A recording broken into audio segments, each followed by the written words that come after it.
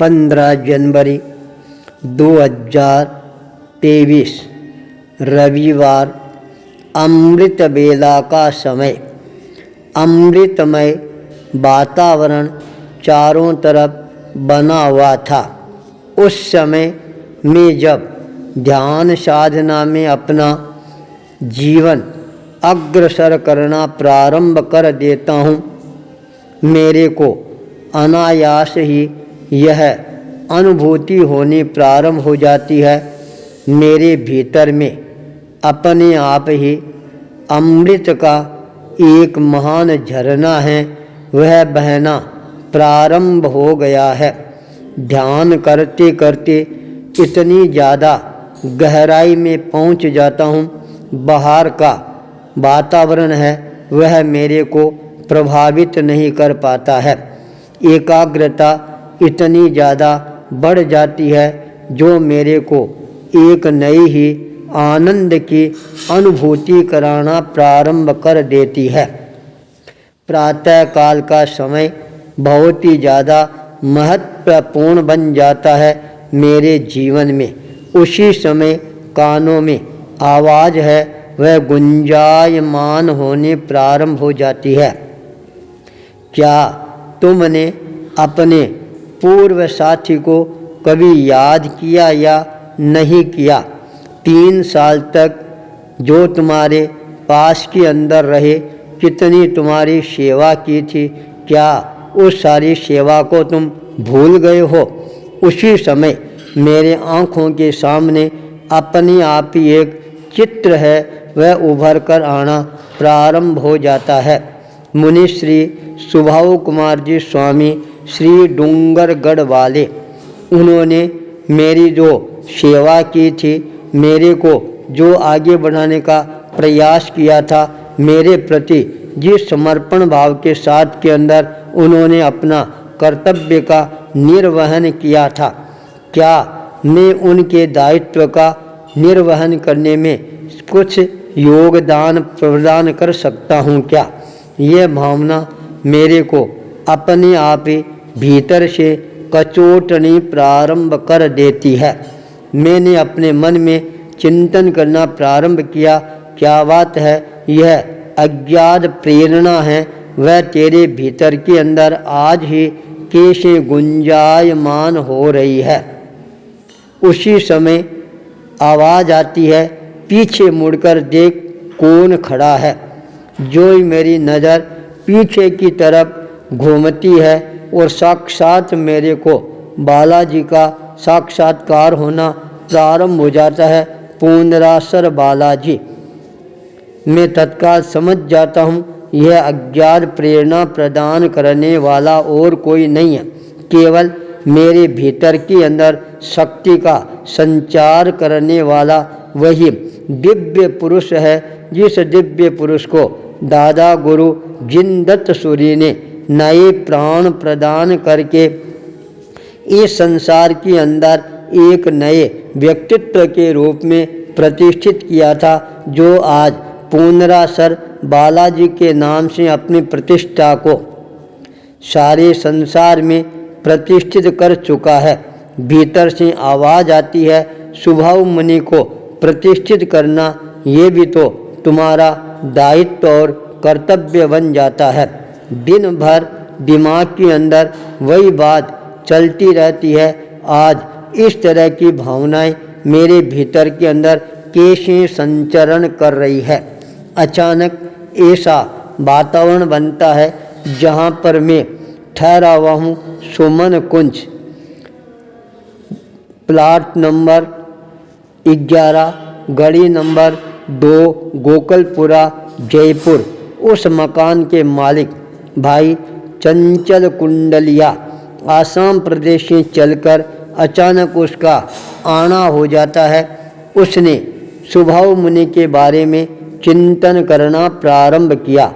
उन्होंने मेरे पर इतना बड़ा उपकार किया है, तो क्या मैं भी अपने दायित्व का निर्वहन कर रहा हूँ या नहीं कर रहा हूँ? सुभाव मुनि के पुराने भक्तों से संपर्क है वह स्थापित करना प्रारंभ कर देते हैं। भाई योगेश शर्मा जो सुभाव मुनि के लिए सारी व्यवस्थाओं का अपना उत्तरदायित्व संभालता था, उसके मन में भी ये तड़फ जगनी प्रारंभ हो जाती है। सुभाव मुनि के लिए भक्तों को कुछ न कुछ अवश्य है, यह करना ही चाहिए। उसी समय परम भगत अजय नागौरी का भी आना हो जाता है, जिसके ऊपर मुनि श्री सुभाव कुमार जी स्वामी की अनंत अनंत कृपा रही थी। जीरो से वापिस हीरो बनाने के अंदर उनका महत्वपूर्ण योगदान रहा था। जब वह बिल्कुल टूट चुका था, उसको संभालने वाला कोई नहीं था। कर्जा इतना ज़्यादा बढ़ गया था, टेंशन अपरंपार तक पहुंच गया था, पर सुभाव मुनि की कृपा दृष्टि मिलती है।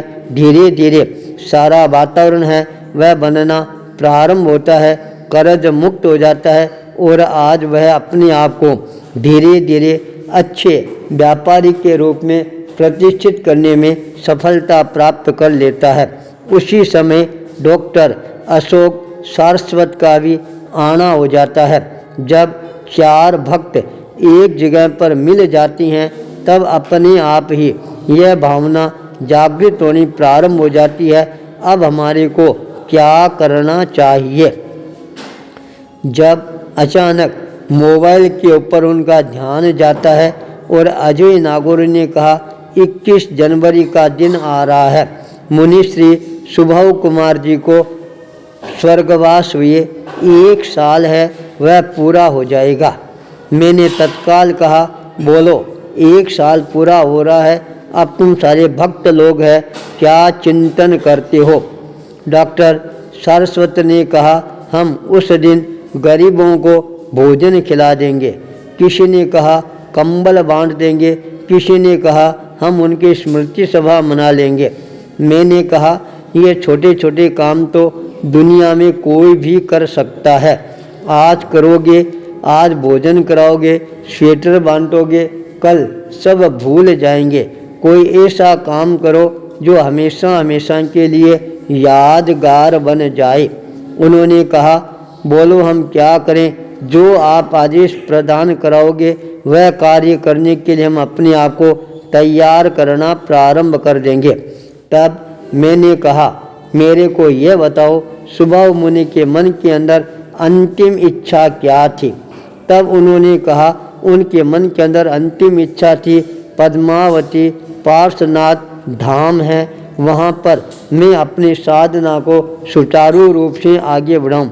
हमने प्रयास भी किए थे, पर उस प्रयास के अंदर हमने सफलता प्राप्त नहीं की और अचानक मुनिश्री का स्वर्गवास हो जाता है। तब मैंने कहा, क्यों नहीं, मुनिश्री का स्वप्न है वह साकार किया जाए। सुभाव पार्श्वनाथ पद्मावती धाम है स्थापित हो और सब जगह पर एक अपना नया आस्था का केंद्र बिंदु बने।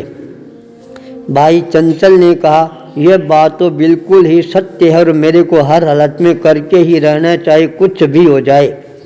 जब आपकी कल्पना है मैं यहाँ पर श्री पुंद्रासर बोथरा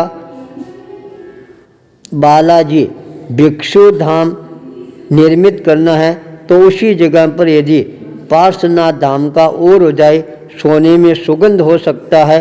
और मैं आज से ही इस कार्य के लिए अपने आप को तैयार करता हूँ, खोज करता हूँ, सारे भक्तों से मिलता हूँ और मेरे को यह विश्वास है ये सारी परिकल्पनाएं बहुत ही जल्दी साकार रूप है ग्रहण करना प्रारंभ कर देगी।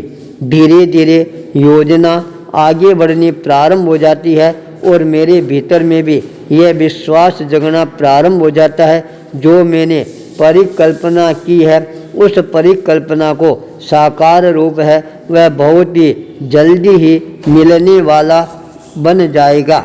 इस तरह से यह अनुभूति मेरे जीवन के लिए और भी ज़्यादा महत्वपूर्ण बन जाएगी। मेरे को भी अपना मुख्यालय यहाँ पर स्थापित करने का अवसर मिल जाएगा। बालाजी के भक्तों को, पार्श्वनाथ के भक्तों को, आचार्य भिक्षु के भक्तों को और हमारे सारे भक्तों को भी एक जगह पर साधना का सुंदर अवसर है वह प्राप्त हो जाएगा। यह मेरे जीवन की अनुभूति मेरे को आंदोलित करना प्रारंभ कर देती है। कल्पना जो भी मैं करता हूँ आज तक कोई अधूरी नहीं रही। मेरा विश्वास है ये कल्पना भी बहुत ही जल्दी पूरी होकर ही रहेगी। आचार्य भूपेंद्र।